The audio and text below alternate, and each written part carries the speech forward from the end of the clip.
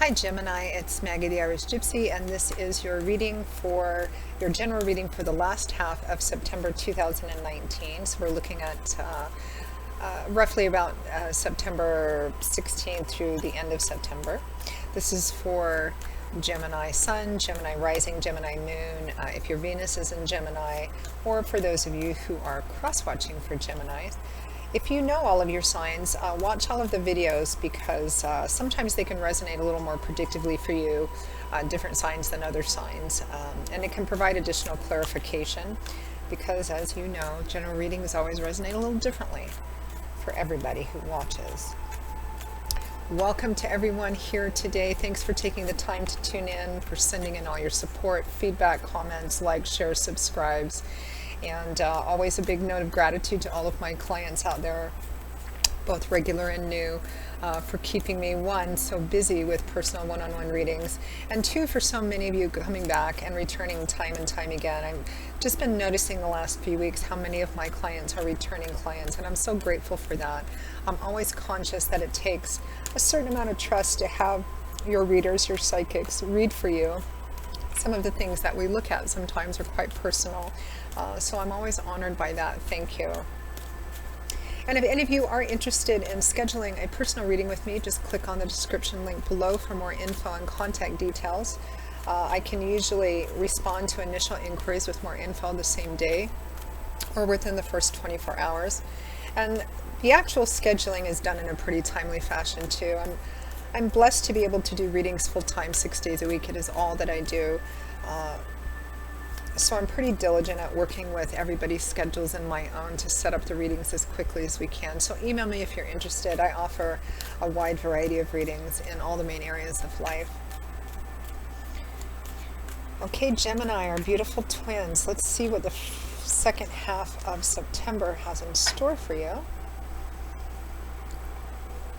We begin with the Empress, beautiful, followed by the Queen of Pentacles. We have the Seven of Cups, followed by the High Priestess. From the bottom of the deck, your overall energy is death, endings, and transformations.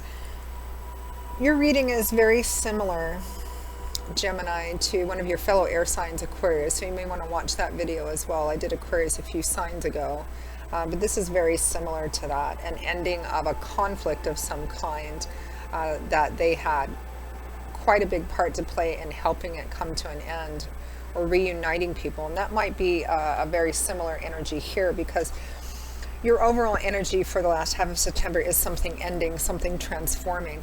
Death usually shows up when what is ending or what has ended has been in place for quite some time, and this represents a complete clearing out of the ground so that something new can be planted, because as we all know with the cycle of life, beginnings always follow endings, birth follows death.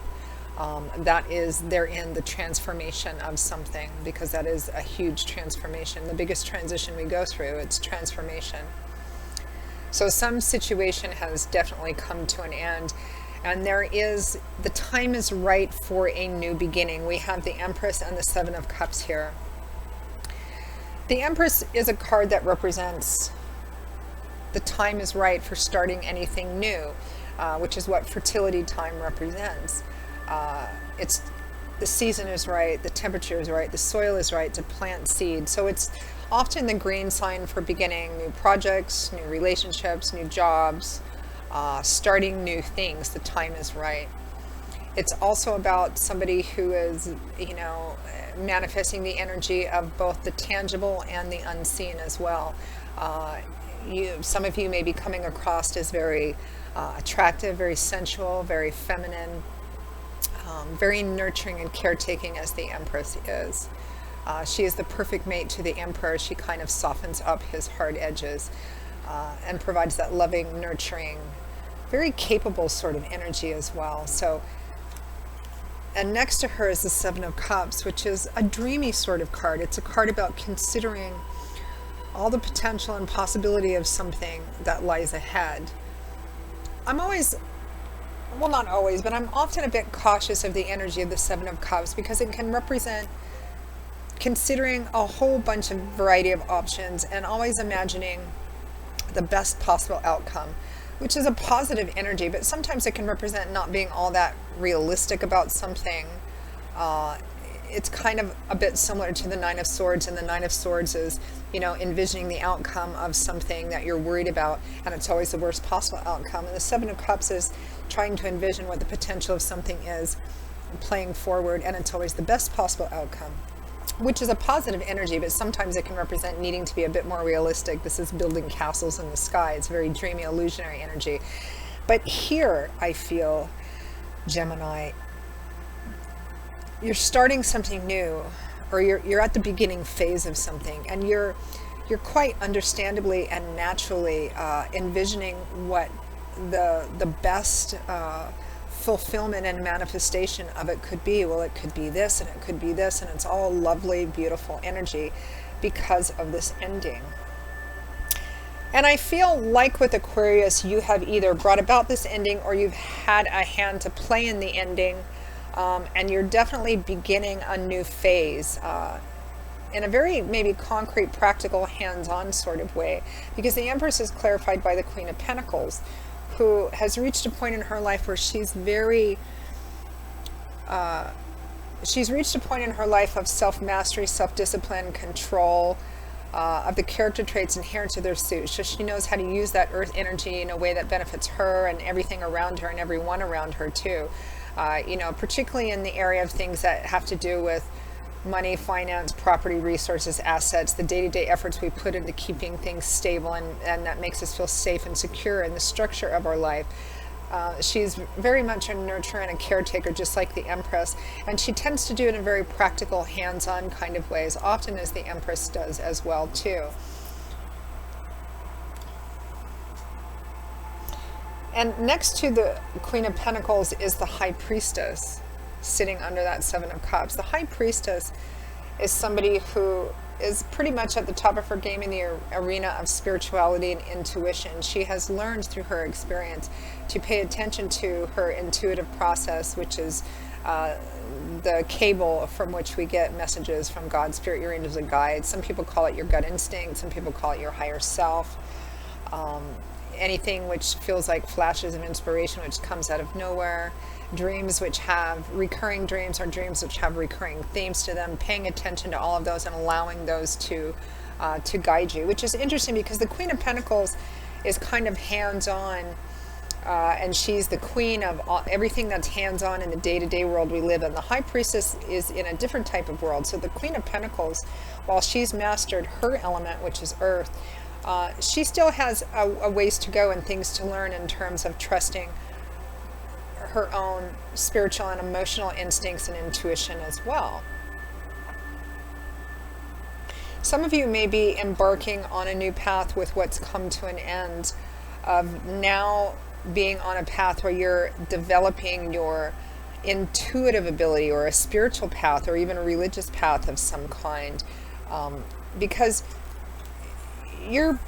the time is right to start something new, or you are in the beginning stages of starting something new. You're considering everything that it might bring, or all the benefits that it might have, or how it might manifest and grow. You are perhaps trusting your instincts and your intuition about that. But this path you're on is something, whatever it is that has come to an end, the path that you're now beginning or considering beginning, is one that's going to actually increase your intuitive abilities and your trust in your intuitive abilities as well. Because I think this new thing that you're starting on, or considering starting on, is going to explore and help you grow and learn in ways that are different than what you're already the master of, which is, everything that relates to the earth energy aspect of life. And you're looking at doing something different that's going to take you in a different direction and help you kind of grow and develop and learn a different set of skills now. And learning how to trust your own intuition and your guides as well. Learning, I think, how to walk more in faith. And as you continue to do that, your trust in that intuitive sense and that intuitive guide is going to grow as well. It's quite a lovely, beautiful reading. has a bit more of a spiritual and metaphysical aspect than Aquarius's did, but still similar. So Gemini, beautiful reading. That is your reading for the last half of September 2019. I hope that you found it helpful and useful. If it resonated with you, or if any of the readings resonate with you and you'd like to take a deeper look at it and schedule a reading with me, you can click on the description link below for more info and contact details. Email me at maggie1McGuire@gmail.com. I would be delighted to work with you. I offer a wide variety of readings in love and romance, relationship compatibility readings, a variety of career, work, and finance readings, investment readings, gift readings for friends, family, and loved ones, and 6 and 12-month life overviews, which are great for planning and preparing, or just getting a look at what's coming in all the main areas of your life over the next 6 or 12 months, depending on how far ahead you want to look. So a variety of options for those of you who are interested. I look forward to hearing from you. I will see you all again in a couple of weeks for the October 2019 general readings. And as always, Gemini, I wish you much love, joy, blessings, peace, and strength in your life. And I hope to see you back here again soon. Take care. Bye-bye.